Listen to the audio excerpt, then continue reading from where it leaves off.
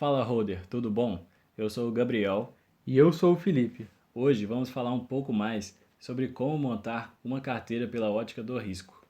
Antes de mais nada, você precisa entender o seu perfil de risco para estabelecer o peso de cada tipo de ativo. Os tipos de perfis são conservador, moderado e agressivo. Vamos imaginar um perfil mais agressivo. 75% da carteira é formada por renda variável e 25% da carteira em renda fixa. Quanto mais volatilidade você aguentar, mais renda variável você pode ter. Aguentar a volatilidade é ver as coisas caindo, a mídia falando mal do Brasil e não se emocionar e vender na baixa. Então, após estipular o percentual de cada um, dentro da renda variável, você precisa definir qual a porcentagem que quer ter em fundos imobiliários e ações.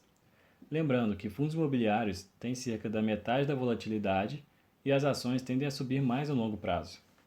Continuando o nosso exemplo, dentro dos 75% da renda variável, vamos definir 25% para fundos imobiliários e 50% para ações. Já dentro dos 25% da renda fixa, vamos aportar apenas no Tesouro Selic. Dentro da renda variável, somando FIIs e ações, é importante ter uma carteira diversificada, com pelo menos 15 ativos. Estudos mostram que a partir de 16 ativos, o risco diversificável já é muito baixo, restando apenas o risco sistêmico. Após isso, você deve determinar quais ativos pretende ter em carteira e estipular um peso para cada um.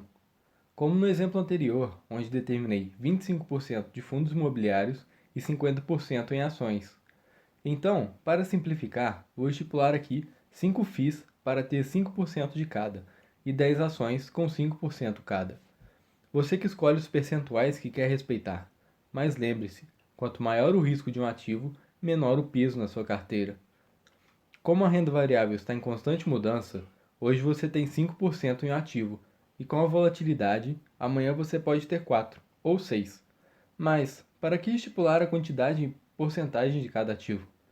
Você irá usar seus próximos aportes para corrigir os ativos que estão abaixo do peso estipulado, mantendo assim sua carteira equilibrada.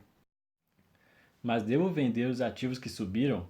Não, pois o verbo é acumular, e ao vender, você corre o risco de pagar imposto e esse ativo continuar subindo, e você se arrepender e isso atrapalhar o seu emocional. Aliás, controlar o emocional é muito importante para seus investimentos. Por isso, essa estratégia de estipular pesos, pois com ela você não precisa nem pensar em qual dos seus ativos você deve aportar. Só verificar em qual está para trás e corrigir.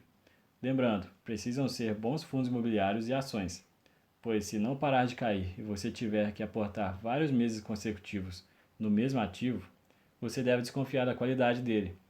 Aporte no máximo 3 vezes seguidas no mesmo ativo e faça uma reavaliação para verificar se ele mantém seus fundamentos. E aí, você já adota essa estratégia? Comente aqui embaixo. Se esse vídeo te ajudou de alguma forma, compartilhe com quem mais precisa.